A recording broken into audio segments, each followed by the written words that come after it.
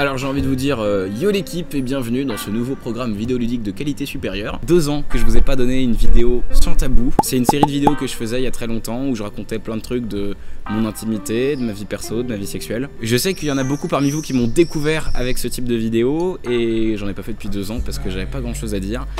Aujourd'hui je pense qu'il est temps de faire le point sur un truc assez essentiel chez moi et pourtant sur lequel il se passe pas grand chose. Le couple. Donc voilà, c'est pas évident parce que ça fait longtemps que j'en ai pas fait, mais j'avais envie de le faire, j'avais envie de vous parler de ça. Donc aujourd'hui voilà, on va parler d'amour, on va parler de couple, on va parler de rupture. C'est parti, on est sans tabou.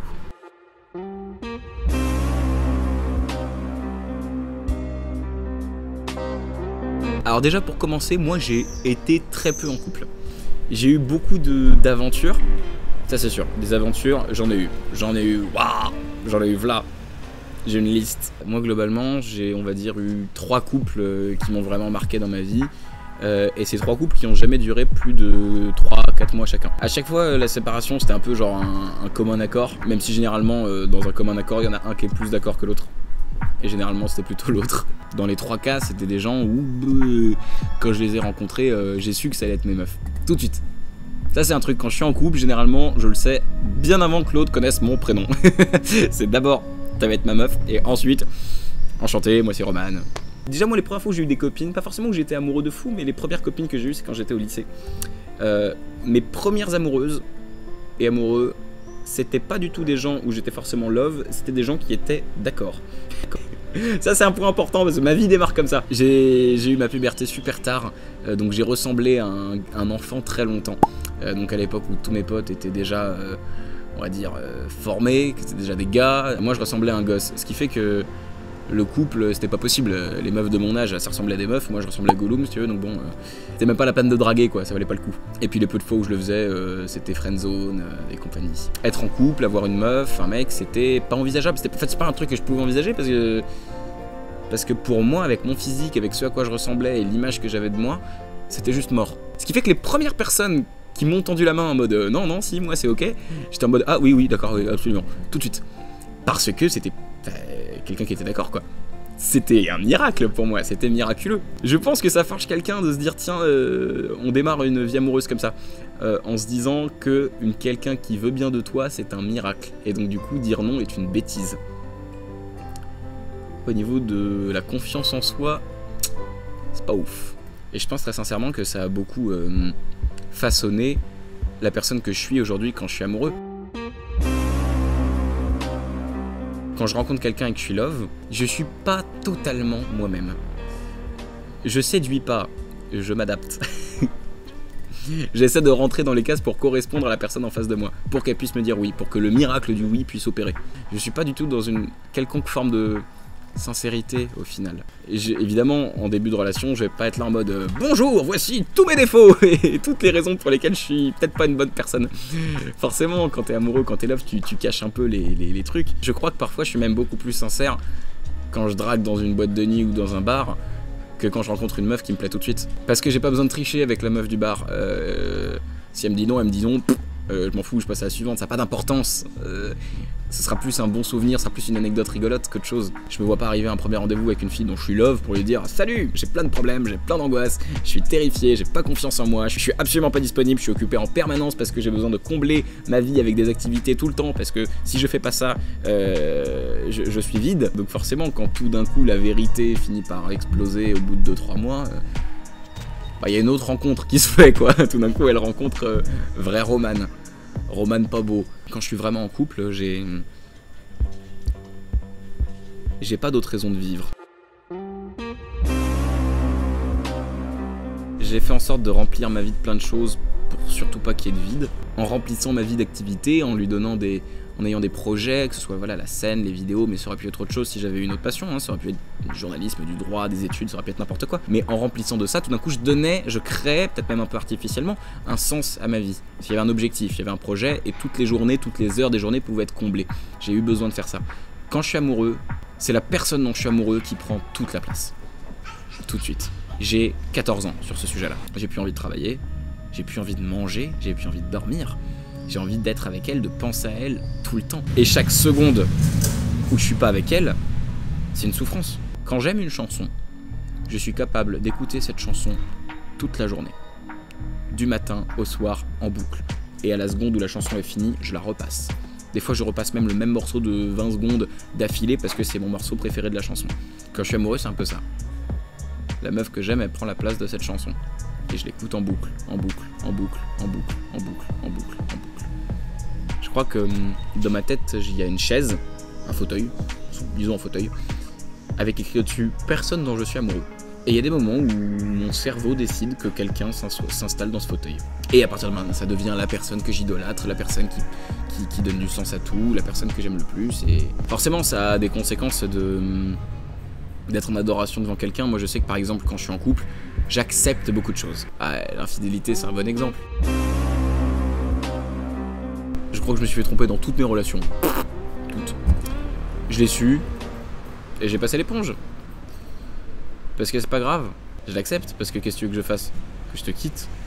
Plutôt crever. Un jour j'étais en couple et j'étais allé voir ma meuf dans sa ville. Et moi j'avais qu'une envie à ce moment-là, c'était de vivre une vraie soirée de couple. J'avais envie qu'on se prenne un petit bain en buvant du champagne. Et j'avais envie qu'on se pose devant la télé tous les deux, qu'on fasse l'amour et qu'on s'endorme. Voilà, c'était ça mon projet. Et je lui avais dit viens on fait ça. Elle m'avait dit grave chaud. Et quand on arrive le jour J, elle me dit ouais j'ai des potes qui font une soirée à côté, viens on y va. J'ai envie de lui dire non franchement flemme, viens on se pose tous les deux, je suis fatigué, je fais du train pour te voir et tout, là j'ai qu'une envie c'est qu'on se pose tous les deux et j'ai pas envie de voir d'autres gens en fait. Les autres gens m'intéressent pas, y a que toi que je veux voir. Mais je dis pas ça parce que je dis pas ça. Donc du coup qu'est-ce qui se passe? On va à cette soirée, elle prend son vélo, moi je prends ma trottinette électrique, tac tac. Elle m'a dit c'est à côté, bon il y a un bon 20 minutes quand même avant d'arriver. On arrive à la soirée, je lui dis franchement viens on reste 1 heure s'il te plaît, elle me dit pas de soucis. 1 heure passe, elle a bu quelques verres, moi j'en ai bu un vite fait, histoire d'eux. Et bon vu que c'est pas mes potes et que je m'emmerde un peu dans cette soirée, j'ai envie de partir, donc je vais lui dire ouais ça te dit on y va, elle me dit oui pas de soucis, je dis au revoir on y va. 1 heure plus tard, on est encore à la soirée, elle est en train de danser sur une table en train de chanter. Moi je suis éclaté au sol, je suis fatigué de fou malade, j'en ai marre de cette soirée, je prends la personne, je m'emmerde. Je lui dis s'il te plaît il y a 1 heure tu m'avais dit viens on y va, elle dit oui je mets mes chaussures. 1 heure plus tard, elle est toujours en train de s'ambiasser, de boire des shots, tu sais quoi? Je file, je bouge, t'inquiète, je me barre. Je prends ma trotte, et sur ma trotte, je suis survénère. Je suis là, oh putain, fais chier, quand même, cache les couilles. Tu sais, je parle tout seul à voix haute sur la trottinette. Franchement, merde, putain, relou quoi, je viens pour toi, fais chier quoi. Je suis un vieux de 108 ans sur une trottinette électrique dans la nuit, dans une ville que je connais pas. Je regarde le GPS, putain de merde, chier, putain c'est à droite, merde. Et j'arrive devant chez elle, je réalise que je n'ai pas les clés. Et le lendemain, elle m'a dit t'es fâché? J'ai dit bah non. Évidemment que je suis pas fâché, parce que si je suis fâché, ça veut dire que je remets en question notre relation. Et ça, il est hors de question que je le fasse. Parce qu'il est hors de question qu'on se sépare. Parce qu'il est hors de question que je perde la personne que je kiffe, quoi qu'elle me fasse. Elle a beau me tromper, se foutre de ma gueule, me faire passer au 18e plan. On bat les couilles. Quand je vois des gens en couple, je ne comprends pas comment ils font. J'ai des potes, ils sont en couple depuis 4 ans, 5 ans, 10 ans, 15 ans. Comment font-ils? Est-ce que c'est une question de compromis? Est-ce que c'est ça le couple? Est-ce que c'est accepter des choses, faire en accepter d'autres, mettre ses limites? Ça me paraît vachement compliqué dans mon imaginaire de couple. Être en couple, c'est beaucoup plus simple que ça. C'est je t'aime, point, final. Viens, on va à la piscine. Viens, on fait un pique-nique. Viens, on part en vacances. J'ai plein de rêves de couple que je dois faire dans l'ordre un peu. Je vous rappelle que je suis obsessionnel. Déjà, on doit s'embrasser. C'est la base. Ensuite, on doit faire l'amour. Deuxième base. On doit dormir ensemble. Troisième base, on doit se balader. Pour moi, être en couple, c'est on se balade dans la rue, on se tient la main. À la seconde où je vous parle, il y a un couple qui passe juste à côté dans la rue, ils se tiennent la main. Voilà, pour moi, c'est ça être en couple. Il faut aussi faire des activités. Aller cueillir des fleurs ou faire une balade en bateau. Il faut regarder un film. Quand je vois un film avec une meuf, ce film me marque pour toujours. Pareil pour les chansons d'ailleurs. Les chansons que je vais réécouter après en boucle, c'est des chansons que j'ai écoutées quand j'étais amoureux. Il faut qu'on parte en vacances. Je vais dire un truc horrible. Faut que je paye. Je suis pas dispo. Et la plupart du temps, je suis pas dispo parce que je travaille.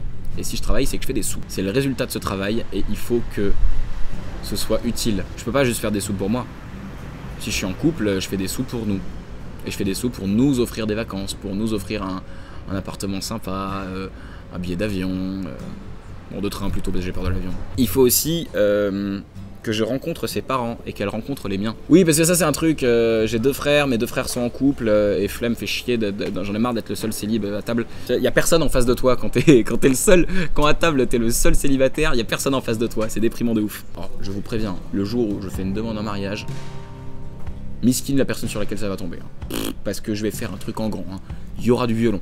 Il y aura de l'orchestre, il y aura du costard, il y aura une putain de bague, ça va être en public, ça va être trop stylé. Moi, un truc que je fais quand je vais pas bien, c'est que je regarde des vidéos sur YouTube, le best-of des meilleures demandes en mariage.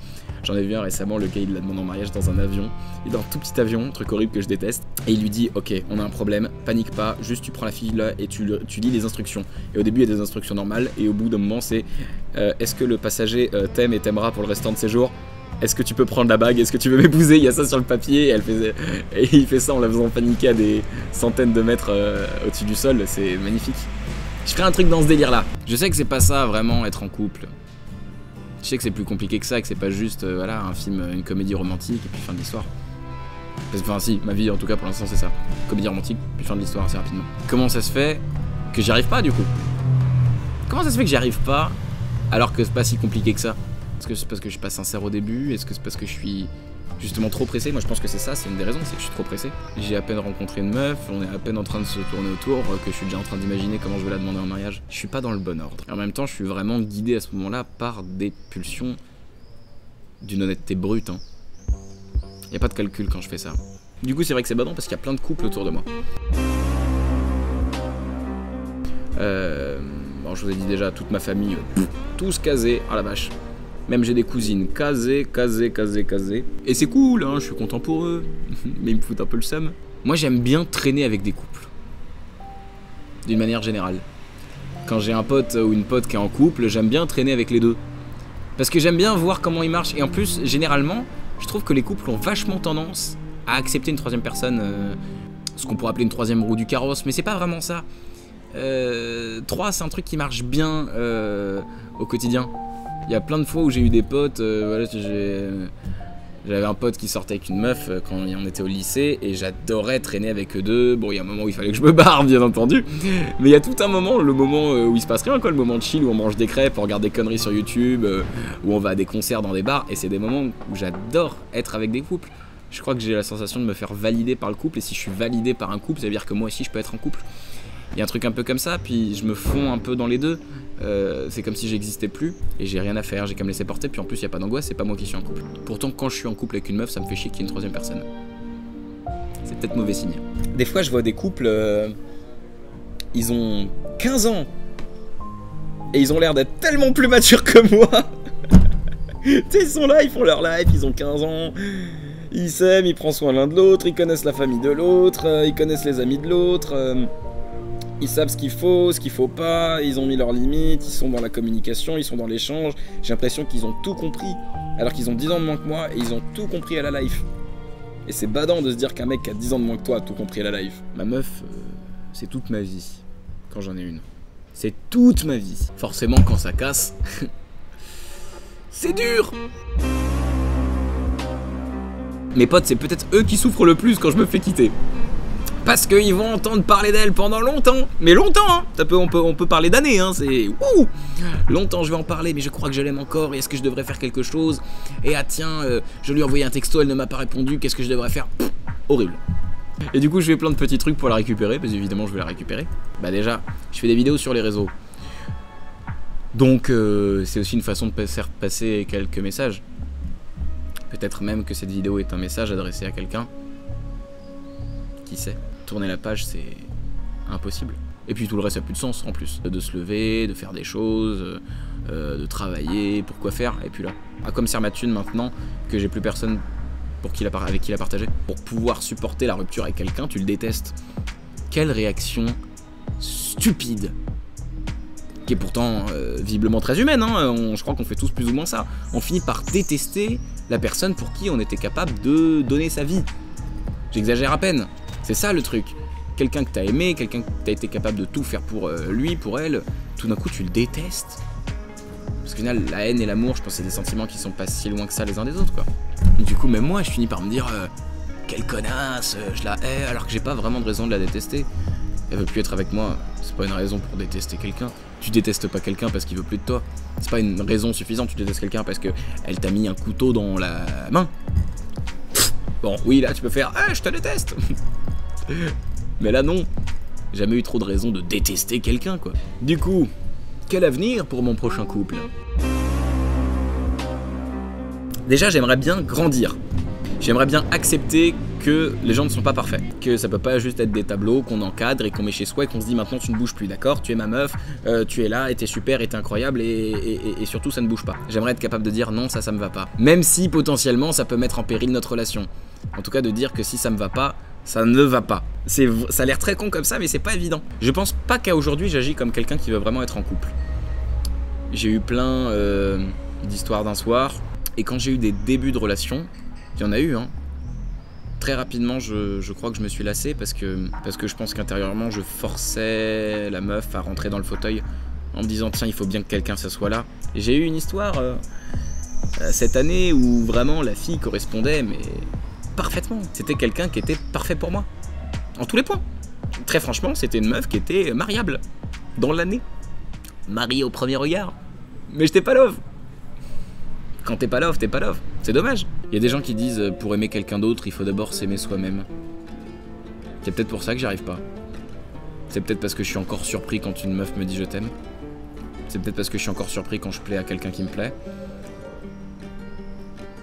Il y a pas si longtemps que ça, une fille que je trouvais, très franchement, objectivement, être la fille la plus belle du monde. En toute objectivité, pour moi c'était la plus belle. Je l'ai pas draguée parce que j'étais convaincu que j'avais aucune chance, alors je me dis je la drague pas. Et elle m'a embrassé. Et j'étais outré. J'étais outré et je n'ai pas compris. Et j'ai dit à tous mes amis cette meuf incroyable m'a embrassé, j'ai trop de chance.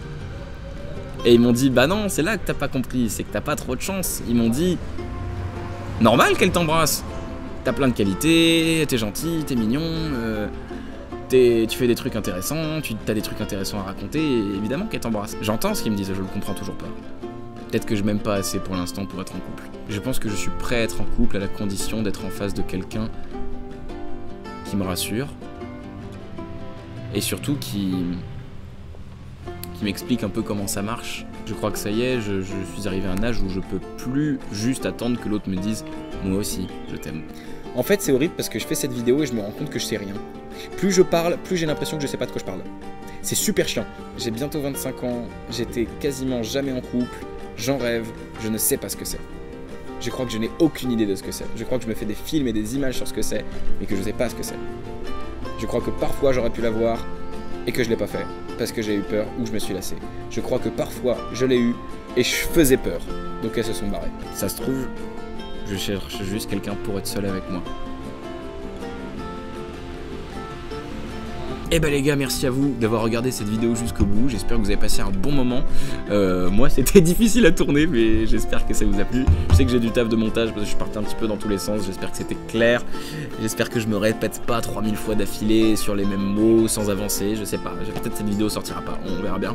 En tout cas si vous avez kiffé, n'hésitez pas à vous abonner si c'est pas fait, activez la cloche. Si vous voulez d'autres vidéos sans tabou, dites-le moi, ça peut être chouette. Dites-moi dans les commentaires si vous avez déjà été en couple, si vous êtes en couple, comment ça marche un couple selon vous? Venez, on essaie de répondre à cette question. Comment ça marche un couple exactement? C'est quoi le putain de mode d'emploi? Parce que je ne l'ai pas. Je vous aime et je vous souhaite de faire pareil. Aimez-vous un peu.